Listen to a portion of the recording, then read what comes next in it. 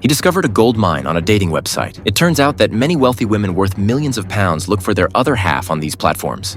So he bribed a site administrator to get detailed information about these rich ladies. Then he started tailoring his profile based on each target's preferences.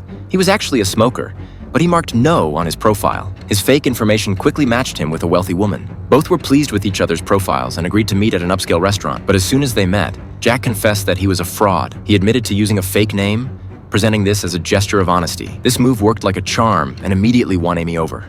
After leaving the restaurant, Jack pretended that an old knee injury was acting up. When Amy noticed him struggling to walk, her kind heart prompted her to take him back to her place to rest. Jack reluctantly agreed, acting as if he couldn't possibly refuse. The car soon pulled into an affluent neighborhood. Once they arrived at Amy's house, Jack couldn't help but size up the place. She was even wealthier than he had imagined. Over dinner, the two continued to hit it off. That's when Amy's grandson Jimmy stopped by to visit her. He was immediately suspicious of this old man who had suddenly appeared in his grandmother's life. Right off the bat, he made it clear Jack wasn't welcome. Taking the hint, Jack quickly said his goodbyes, but Amy insisted that Jimmy give him a ride home. Jack gave them a random address leading to an old apartment building with no elevator. He claimed he lived on the top floor and then made a big show of struggling painfully up the stairs. Amy was so distressed watching him that she ignored Jimmy's objections and insisted on bringing Jack back to her place, telling him he was welcome to stay. But the next morning, Jimmy remained wary of this old man his grandmother had just met the day before. In his eyes, having some stranger from the internet suddenly move into his grandmother's house was a serious safety concern.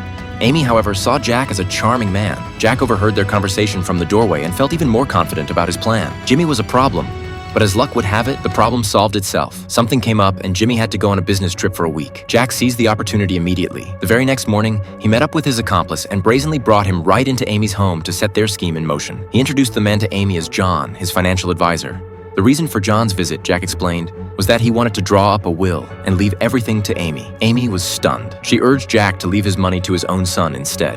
But Jack said he and his son had been estranged for years. Seeing that Amy was receptive, John casually inquired about her assets. Around 2.7 million, she said. Maybe 2.8 million. That's what it was last time I checked. Hearing this figure, John immediately pitched an investment plan. If she put her money in, she'd earn a 10% return every week, nearly doubling her money in just 3 months. But she'd need to transfer the funds out. It sounded too risky, so Amy declined, saying she wasn't comfortable with it. Jack and John were a bit disappointed but not surprised. They knew that once Amy saw real returns, she'd take the bait. So the next day, John came back to Amy's house and handed her a check. He said that in just one night, Jack's investment had already yielded a return of 20,000 pounds. Amy was tempted. She looked like she was ready to jump in. But right at that moment, her grandson suddenly walked through the door.